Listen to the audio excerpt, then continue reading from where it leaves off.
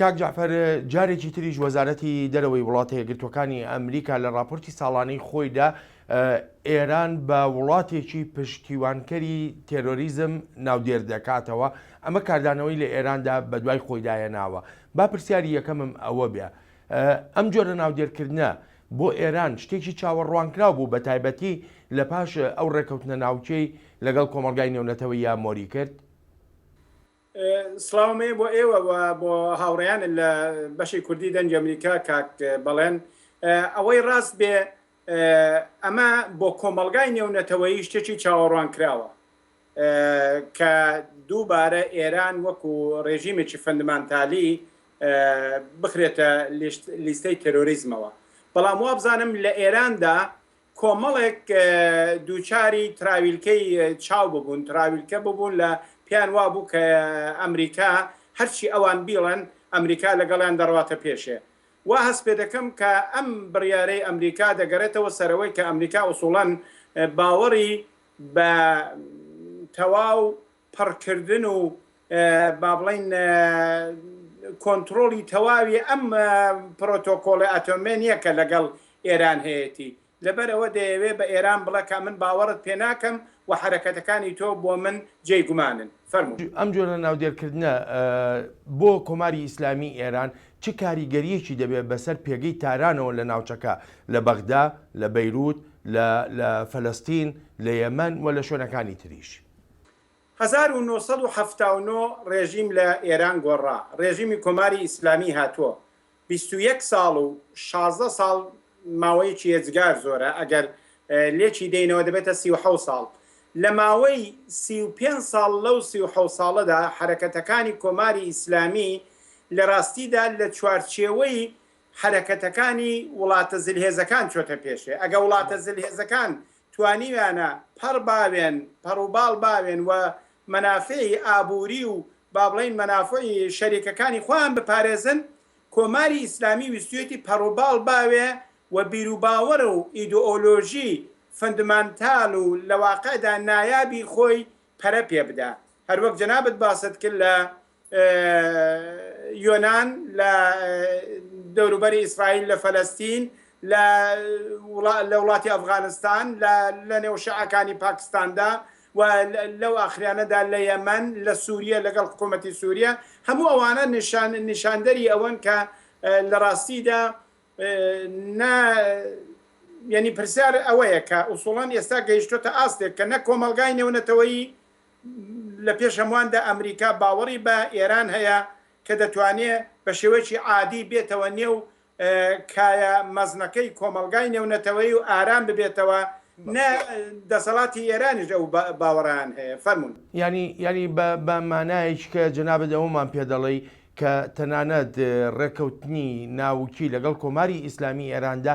نەبووە تەمایی ئەوەی کە کۆمەلگای نێونەتەوەی متمانە بە ئێران بکە. ئوسوڵەن کۆمەلگای نێونەتەوەی کە باس دەکەین هەرە لە پێشی کۆمەلگای نێونەتەوەی ڕۆژاوایە. ڕۆژاواش خاوەنی کۆمەڵێک پرەنسیپە، کۆمەڵێک پرەنسیپی دموکراتی، کۆمەڵ پرەنسیپی مافی مرۆڤ وەک چۆن کردویانە ئێستاش دەکرێت لە هێندێک ئازدا چاوپۆشی لەو پرەنسیپانە بکەن بە قازانجی پێکاتنیان لەگەڵ حکوومەتێکی وەکو ئێران.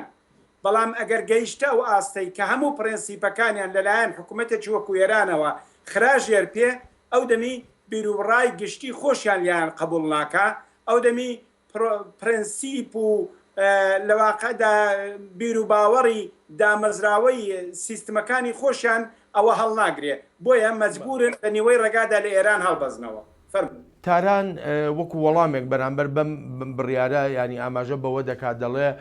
زۆر وڵاتی تریش هەیە کە هاوپەیمانی وڵاتە یەکگرتوەکانی ئەمریکایە و پشتیوانی تێرۆریزم دەکەن و ڕێک ئاماژەش بە عەرەبستانی سعودیە دەکا. لێرەدا چۆن؟ ڕەنگە تارانیش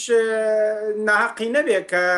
ئاماژە بە وڵاتێکی دیکەی دیکتاتۆری بکە، بڵا ئەوانیش پشتیوانی تێرۆریزم دەکەن.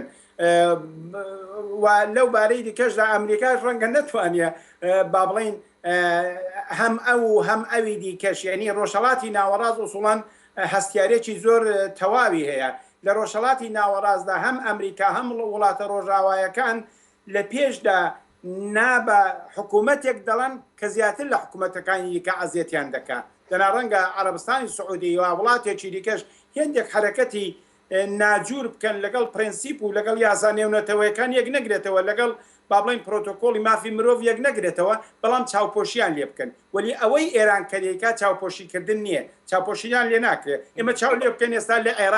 لە عێراقدا ئەمەلەن ئێران لە بەرابەر ئەمریکادا ڕاوەستاوە لە سووریەدا ئەمەلەن ئێران لە بەرابەر ئەمریکادا ڕاوەستاوە لە یەمەندا ئەمەلەن ئێران حرەکاتێکی زۆر زۆر لە واقعدا ئاشکرای ناردنی ئەسلحە و چەک و جۆڵ و پشتیوانی حوسیەکان دەکات و لە زۆر وڵاتی دیکەی جیهاندا یعنی ئوسوڵان ئەو ترسەی کە لە ئێران هەیە ناکرێ ئەو ترسە لە عەرەبستانی سعودی بێ ئێمە دەزانین کە لە زمانی ڕۆزڤێڵتەوە و سوڵتان عەبدولعەزیزەوە هەتا ئێستا کە زیاتر لە 80 چەند ساڵێکی بەسەردا تێپەڕیوە چەشنێک هاوخوێنی بینی سیستمەکانی عەرەبستانی سعودی و ئەمریکا هەیە یعنی ئەمریکایەکان دەزانن عەرەبستانی سعودی چۆن کۆنتترۆل بکەن بە شێوەیەکی دیکە بەڵام تا ئێستا ناتوانێت ئێران کۆنتترۆل بکەن ئەگەر یەکێک پرسیار لەسەر ئەوە بکە بۆ نمونە گونابارکردنی ئێران و چاپۆشیکردن لە عەرەبستانی سعودیە لە وڵاتانی تری ناوچەکەش کە سونە ئاینزان ینی ئەمە جۆرە لە کاردانەوەی خراپ بۆ ئەمریکایە بۆ وێناکردنی ئەمریکا دروست ناکات لە ناوچەکەیە کە بگوترێ ئێران پشتیوانی لە جەمسەری سونە دەکا و دژی جەمسەری شیعە دەبێتەوە من پێم وانە ینی ئەمریکا زۆر شارەزایە بەوەی کە ناکەوێتە سەنگەری سنیەوە بە دژی شیعەوە ناکەوێتە سەنگەری شیعەوە بە دژی سنە پرسێکی دیکەش ئەوەیە کە ئێستا لە ڕاستیدا لە ئاستی دەوڵەتیدا کۆماری ئیسلامی نوێنگەی فکری تەرۆریستیە ئەوە باوەڕی شخصی و کەسایەتی منە بەڵام لە ئاستی تاقم و دەسەڵاتی لە واقعدا شۆڕژێری فەندمانتالی ئەوانەی کە دانەوێت بە ڕۆژاوایەکان لە بەین بەرن لە ڕاستیدا سنە لە زۆر جێگادا هەستاوەتەوە ئۆساما بین لادن ئەبوو بەکر بەغدادی و چەند شوێنێکی دیکەی کە لە حرەکەتی دژی پرەنسیپەکانی مافی مرۆڤ و دژی دێمەکراسی ڕۆژاوایی لەلایەن سونەکانەوە ڕوویداوە بۆیە پێم وانییە ئەمریکا بکەوێتە ئەم یاریەکە لە پشتی یەکیان بگرێ بە قازانجی یەکی دیکە وا بزانم لە نهایەتی خۆیدا ئەمریکا لەسەر ئەو حرەکەتە دەتوانێت بڕوە کە پشتی فاکتۆری دێمەکراسی بگرێ یعنی بزانێ ببینێتەوە چێ لایەنگری لە دێمەکراسی و چێ لایەنگری لە حکوومەتێکی کە دژ نەبێ بە سیستمی دێموکراتی ڕۆژاوایی بکە لایەنگری لەوە بکە پشتیەوە بگرێ فەرمون کاک جعفەر زۆر سوپاس دەکەم بۆ تێبینی و سەرنجەکانت زۆر مەمنون زۆر سپاس بۆ داوەتەکەتە